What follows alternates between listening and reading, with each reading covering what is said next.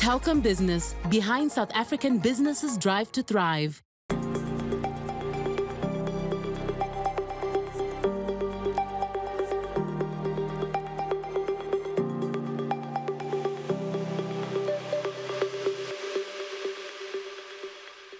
We are back with more thrilling content of Mzansi's exceptional entrepreneurs making their mark in the world of small business.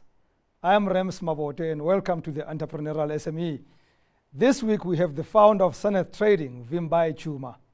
V's business model branched into 3 strategic units, namely food equipment supply, events deco supply, and provision of embroidery services.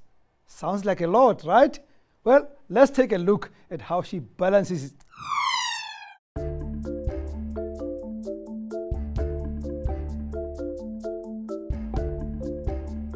My name is Vimbai Tshuma. I am the CEO, founder, and co-owner of Sanath Trading. I come from the West Rand. Sanath Trading is a business that was founded in 2011. It only started operations in 2016. And it operates 3 strategic business units. The first business unit is the food equipment service supply. The second strategic unit is our events and deco supply business, which I think you can see behind me. The third arm of our business, which is named Steps Africa, is our manufacturing arm of the business. This business feeds into our events business by supplying the linen that is used in the deco industry. So we literally manufacture our linen and we brand it according to clients' requirements.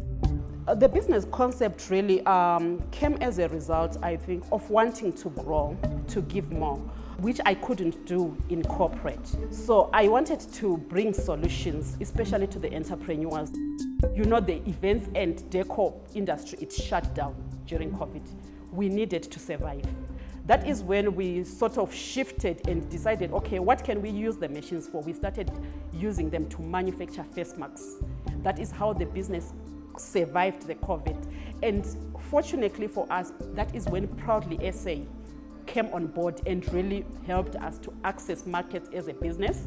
And we didn't shed off any employees during COVID. So scaling and access to markets are the biggest challenges. Partnerships with Proudly SA and organizations like CEDA, they've really come on board to assist us as small businesses.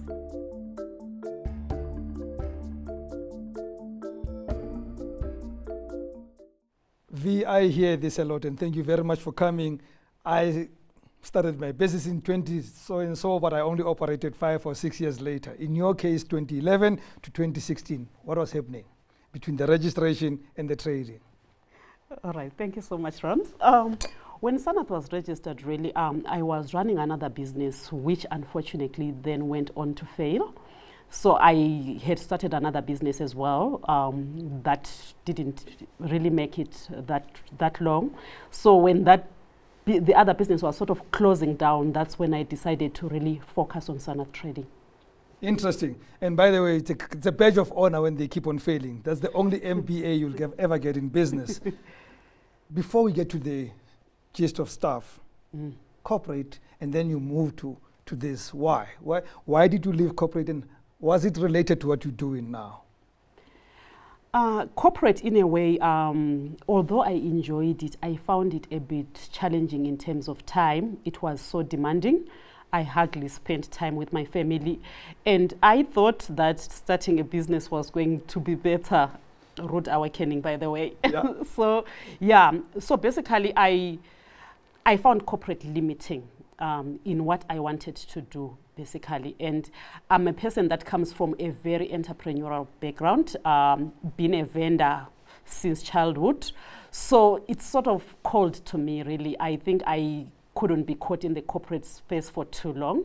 Yeah, so that's why I decided to leave corporate, trying to balance, really making a difference, because there wasn't much difference that I could make in corporate, but also being there for my kids as well, to see them grow.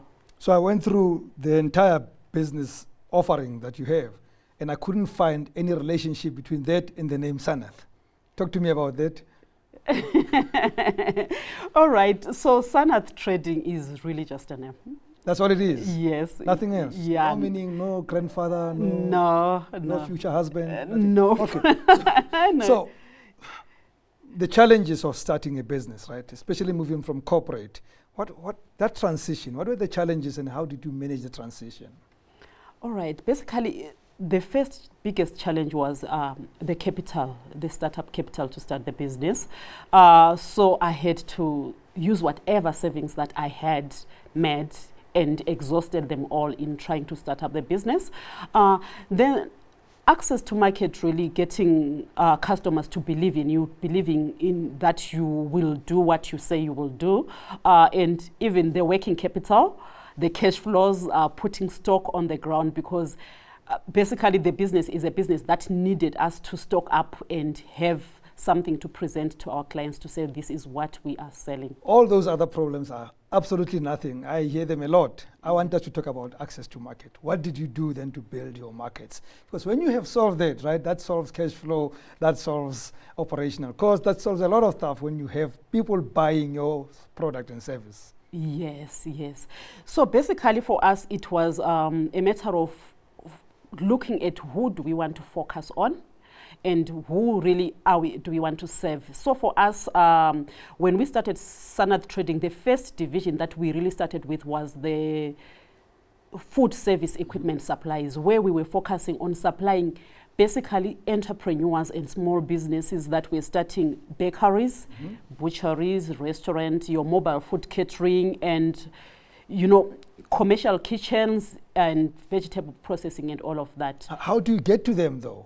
Yes. So in about how to get to them, we created partnerships with departments like the Gauteng Enterprise Propeller, yes, and NYDA. Yeah. So because we knew they had entrepreneurs there, that obviously went to them to look for funding.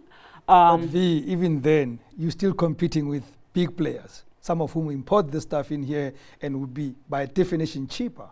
How then do you get to compete with these and get to me who's operating in Soweto and then decide to buy from you?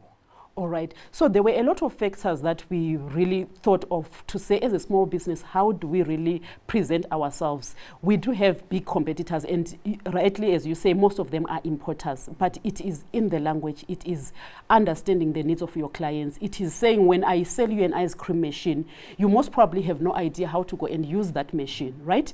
And what we do is we combined that with the training that we provided then to the customers. So we did not only sell you the oven, we trained you on how to use the oven. And in addition to that, we also assisted you with, if ever you need backup, we are able to actually provide you with that one. But what we also did is we communicated with our clients to say, listen, when they come to us, we also directed them to places where they can actually get help. But we also did more. We made sure that as a small business, we are compliant so that even the big companies can work with us in terms of our registrations, the taxes, and we also decided to focus not only in South Africa, but also in Africa, in the region. I wanted to talk about that later because that's a brilliant thing you mentioned to me off air. Yes. But in this current market that you're dealing with in this country, did you find that personal relations work better than just your normal marketing and PR and billboards and stuff like that? Definitely. I think business is very personal because buying decisions are personal, especially with our types of equipment. So you find that our products are not a product that you just decide abruptly, I want to buy a chocolate, and you buy a chocolate. Our products, they come in packages, in business packages. Like we've got your small bakery packages. It costs about 49K. So it's not a decision that you just do. Yeah. So there has to be a relationship building. Especially, we found that, especially because we didn't have the products that we were selling on the floor.